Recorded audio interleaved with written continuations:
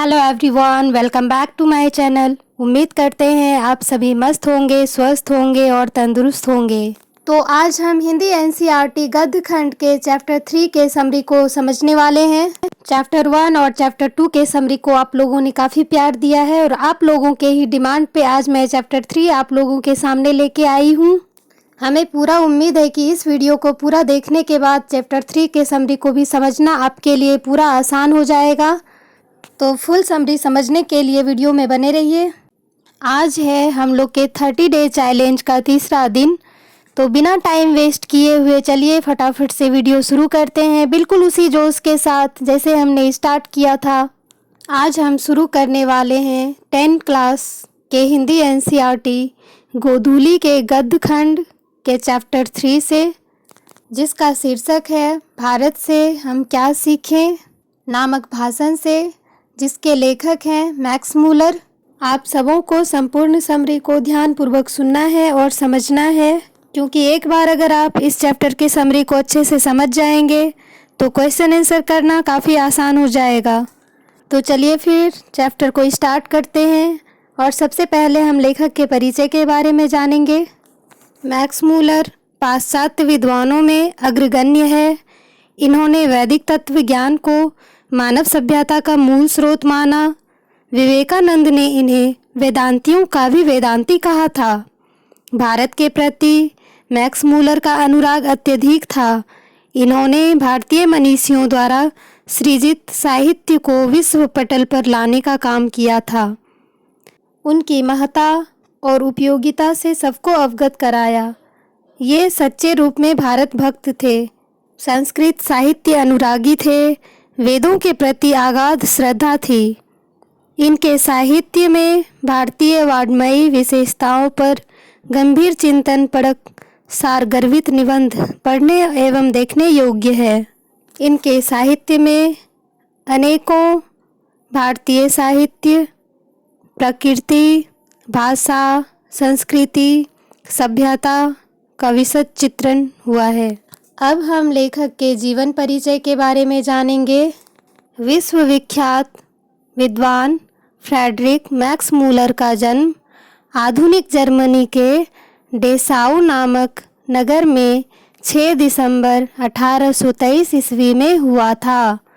जब Max Muller 4 वर्ष के हुए, उनके पिता विल्हेल्म मूलर नहीं रहे।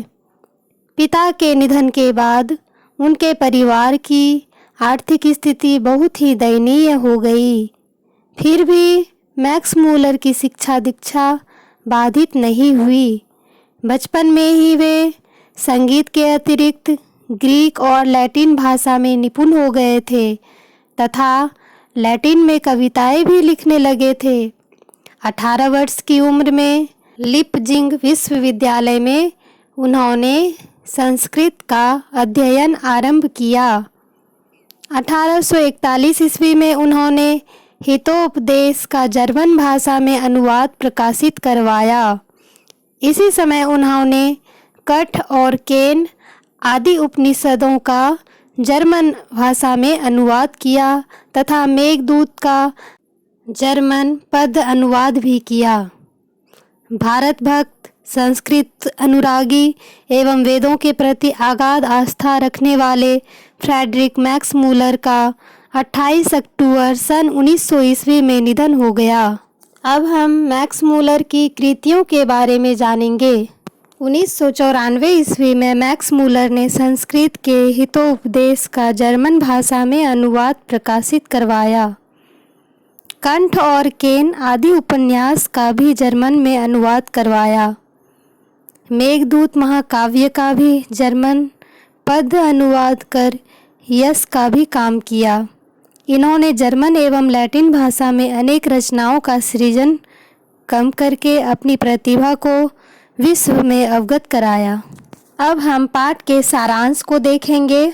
इसमें सबसे पहले हम प्रस्तुत पाठ का परिचय के बारे में जानेंगे। तो चलिए फिर स्टार्ट करते हैं। प्रस्तुत पाठ हम भारत से क्या सीखे। वस्तुतः भारतीय सेवा हेतु चयनित युवाओं अंग्रेज अधिकारियों के आगमन के अवसर पर संबोधित भाषणों की श्रृंखला की एक कड़ी है। प्रथम भाषण का यह संक्षिप्त एवं संपादित अंश है। इसका भाषांतरण डॉक्टर भवानी शंकर त्रिवेदी ने किया है। इसमें लेखक ने भारतीय सभ्यता की प्राचीनता एवं विलक्षणता के विषय में नव आगंतुक अधिकारियों को बताया है कि विश्व भारत की सभ्यता से बहुत कुछ सीखती है तथा ग्रहण करती आई है। यह एक विलक्षण देश है। इनकी सभ्यता और संस्कृति से बहुत कुछ सीखा जा सकता है।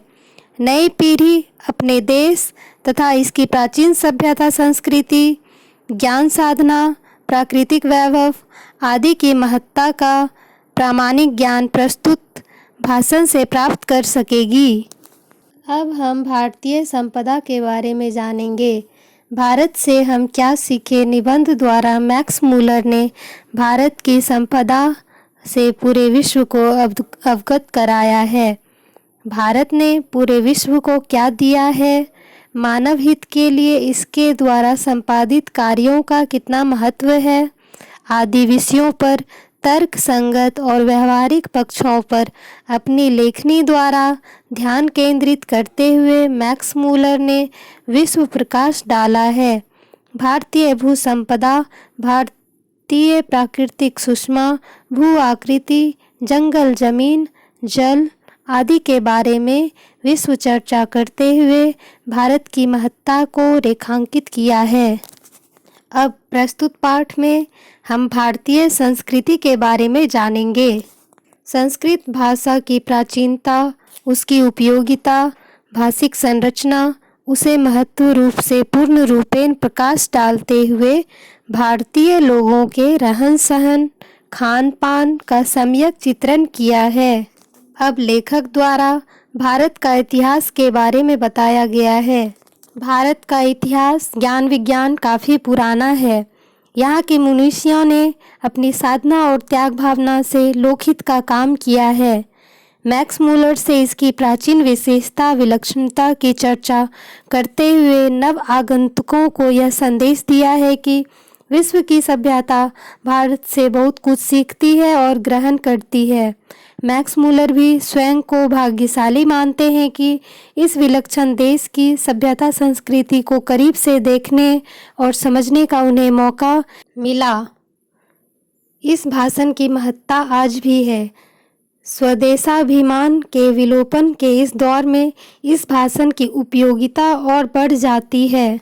लेखक के मतानुसार भारत को पहचान सकने वाली दृष्टि की आवश्यकता मैक्स मूलर और यूरोपियन लोगों के लिए वांछनीय है, क्योंकि भारत के पास विविध क्षेत्रों का ज्ञान का विपुल भंडार है। दर्शन का क्षेत्र हो, कला का क्षेत्र हो, ज्ञान विज्ञान या भू विज्ञान की बातें हो, वनस्पति शास्त्र और वनस्पतियों से प्राप्त करना हो तो भारत का दर्शन करना ही होगा।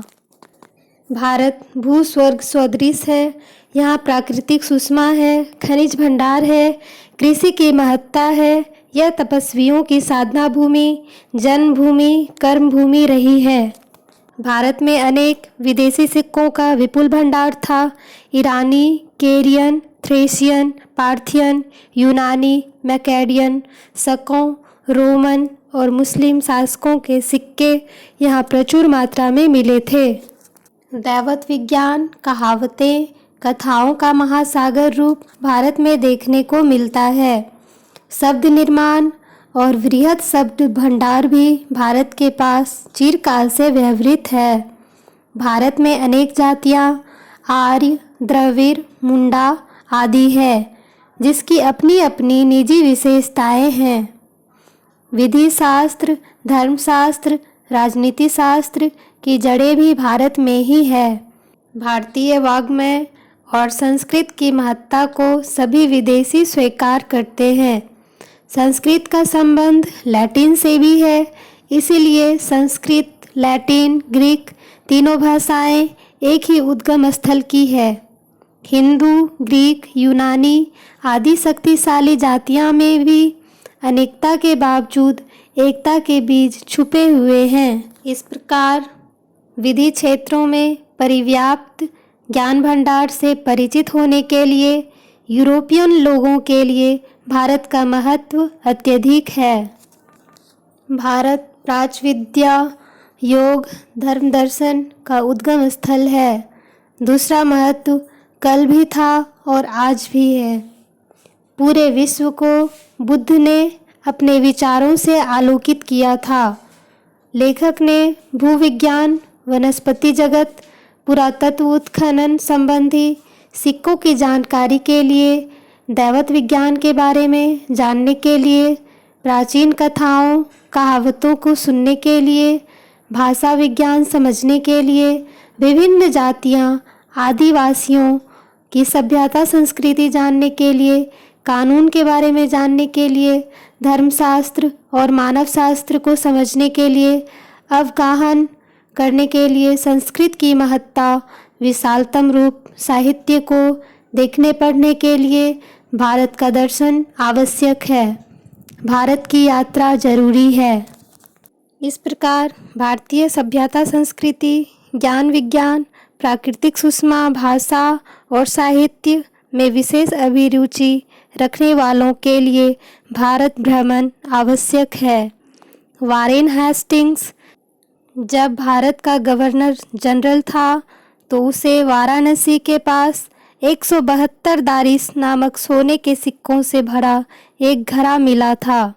वारेन हेस्टिंग्स ने अपने मालिक ईस्ट इंडिया कंपनी के निदेशक मंडल की सेवा में सोने के सिक्के यह समझकर भिजवा दिए कि यह एक ऐसा उपहार होगा जिसकी गणना उसके द्वारा प्रेषित सर्वोत्तम दुर्लभ वस्तुओं में की जाएगी और इस प्रकार वह स्वयं को अपने मालिकों की दृष्टि में एक महान उदार व्यक्ति प्रमाणित होगा। स्वर्ण मुद्राओं की यही नियति थी कि कंपनी के निदेशक उसका ऐतिहासिक महत्व समझ ही ना पाए और उन्होंने उन मुद्राओं को गला डाला। जब वारेन हेस्टिंग्स इंग्लैंड लौटा तो वे मुद्राएं नष्ट हो चुकी थी। वारेन हेस्टिंग्स को इस दुर्घटना से बहुत पश्चाताप हुआ। कंपनी के निदेशक उन सिक्कों के ऐतिहासिक महत्व को समझ ही नहीं पाए और अनायास ही यह दुर्घटना घट गई। वारेन हेस्टिंग्स उन सिक्कों की महत्ता, ऐतिहासिकता को समझते थे। कंपनी के निदेशक की अदूरदर्शिता और नासमझी पर वारेन हेस्टिंग्स दुखित थे। इस लेख से नई पीढ़ी अपने देश तथा इसकी प्राचीन सभ्यता संस्कृति, ज्ञान साधना, संस्कृति वैभव, प्राकृतिक वैभव से अवगत होगी। यह लेख एक प्रामाणिक लेख है जो भारतीय लोक जीवन के साहित्य, इतिहास, दर्शन, भाषा, लोक रीतियों और आदि सम्यक पर प्रकाश डालता है। तो इस प्रकार हमने भारत से हम क्या सीखे शीर्षक निबंध के संपूर्ण समरी को देखा। उम्मीद करते हैं आप सबों को संपूर्ण चैप्टर समझ में आ गया होगा, क्योंकि हमने संपूर्ण चैप्टर के समरी को काफ़ी आसान भाषा में समझाने का कोशिश किया है। तो ये क्लास आपको कैसी लगी कमेंट में ज़रूर बताना। वीडियो को लाइक कर देना और अगर चैनल पर नए हैं तो चैनल को सब्सक्राइब करके बेल आइकन ज़रूर दबा देना, क्योंकि हम जब भी नेक्स्ट वीडियो अपलोड करें तो आपको नोटिफिकेशन मिल जाए। तो मिलते हैं नेक्स्ट वीडियो में। Till then do revision, stay healthy, stay blessed and stay motivated. Thanks for watching.